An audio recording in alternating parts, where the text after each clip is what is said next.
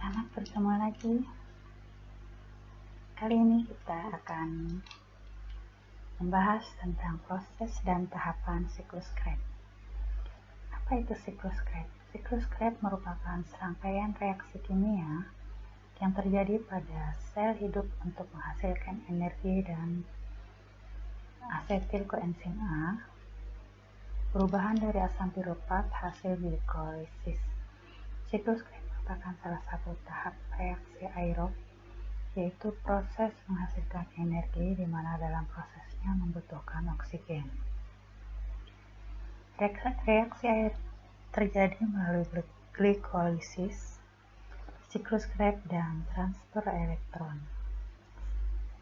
Siklus Krebs terjadi di dalam mitokondria, sedangkan glikolisis terjadi pada sitoplasma. Oleh karena itu, asam piruvat hasil glikolisis harus masuk mitokondria terlebih dahulu agar dapat menjadi siklus Krebs. Sebagian besar energi untuk berbagai aktivitas dihasilkan dari katabolisme glukosa di dalam sel. Awalnya, glukosa akan menjalani proses glikolisis untuk diubah menjadi asam piruvat. Apabila tidak terdapat oksigen, asam piruvat akan menjalani proses respirasi aerob untuk diubah menjadi asam laktat atau alkohol, tergantung dari organismenya. Namun, dalam keadaan tersedia oksigen, asam piruvat akan memasuki proses respirasi aerob untuk diolah menjadi energi dengan hasil akhir air dan karbon dioksida.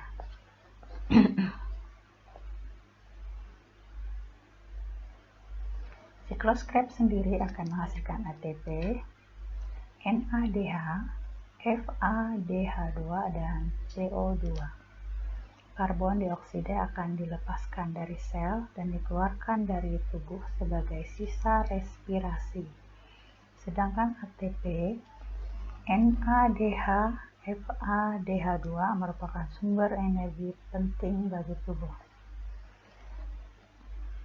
Dalam siklus Krebs itu ada dua bagian penting. Pertama adalah tahap persiapan di mana piruvat akan diubah menjadi asetil koenzim A melalui proses yang disebut dekarboksilasi oksidatif. Kedua adalah berlangsungnya siklus Krebs yang terjadi di matriks mitokondria.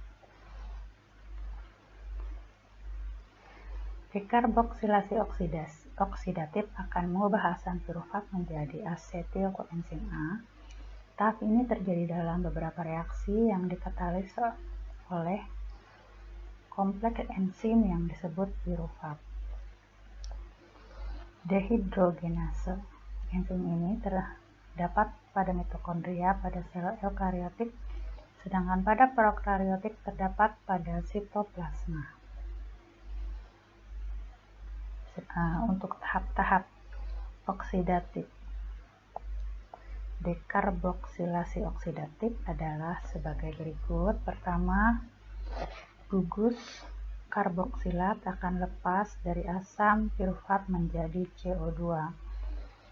Sisa kedua atom karbon dari piruvat dalam bentuk CH3COO akan mentransfer kelebihan elektron pada molekul NAD+, sehingga terbentuk NADH, dan molekul dua atom karbon tersebut berubah menjadi asetat.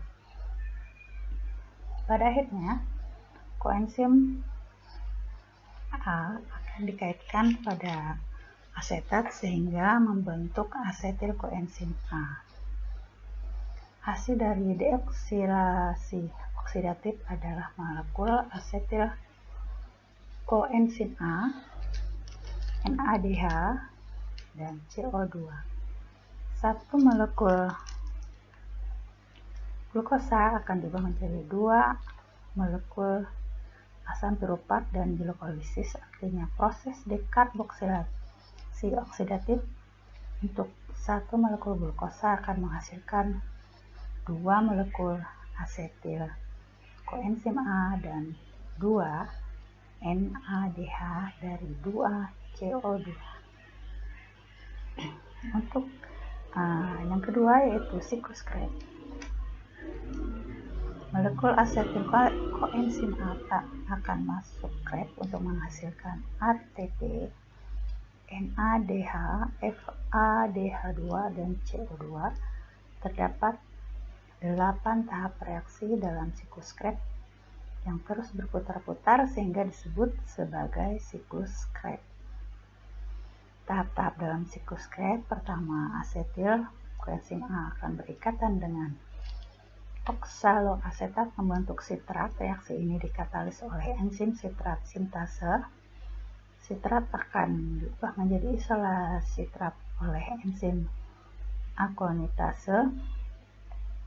Isositrat akan dirubah menjadi alfa ketoglutarat oleh enzim isositrat dehidrogenase. Dalam reaksi ini dilepaskan molekul CO2, dihasilkan NADH. Alfa ketoglutarat akan diubah menjadi suksinil koenzim A oleh enzim alfa ketogluvarat dehidrogenase. Nah, dalam reaksi ini akan dilepaskan CO2 dan dihasilkan NADH. Kemudian suksinil koenzim A akan diubah menjadi suksinat oleh enzim suksinil koenzim A sintetase. Pada reaksi ini akan dihasilkan GTP yang kemudian dapat berubah menjadi ATP. Suksinat akan diubah menjadi fumarat oleh enzim suksinat dehidrogenase. Pada reaksi ini akan dihasilkan FADH2. Fumarat akan diubah menjadi malat oleh enzim fumarase. Malat akan diubah menjadi oksaloasetat oleh enzim malat dehidrogenase. Pada tahap ini juga dihasilkan NADH. Nah, untuk hasil dari siklus Krebs sendiri, satu molekul asetil koenzim A yang masuk ke siklus Krebs akan menghasilkan 1 ATP, 3 NADH, 1 FADH2, dan 2 karbon dioksida.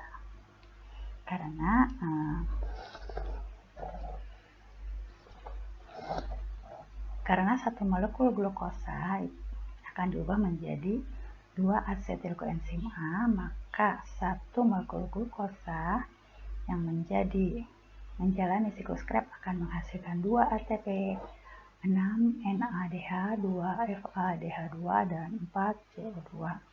Molekul NADH dan FADH2 nantinya akan masuk transfer elektron untuk menghasilkan ATP. Satu molekul NADH yang akan diproses akan menghasilkan 3 ATP, sedangkan satu molekul FADH2 akan menghasilkan 2 ATP. Demikianlah penjelasan saya kali ini tentang siklus Krebs. Kalau kamu suka, jangan lupa like, subscribe, dan terus ikuti channel saya.